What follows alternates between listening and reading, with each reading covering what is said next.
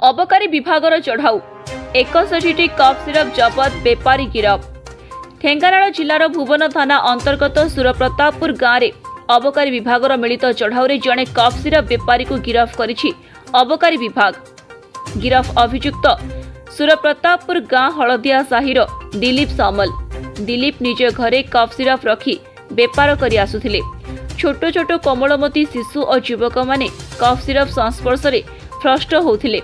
फल अंचल असामाजिक कार्य वृद्धि पाउथिला, जहाकु नै कामाख्यानगर भुवन परजंग अबकारी विभागर मिलित चढ़ाऊ करी बेपारी को गिरफ करा जायछि। तेबे तांको पाखरु 61 गोटी कफ सिरप जबत करा जायछि। गिरफ परे अभियुक्त को कोर्ट चालाण करा जिवो बोली अबकारी पुलिस पक्षरु सूचना मिलिछि।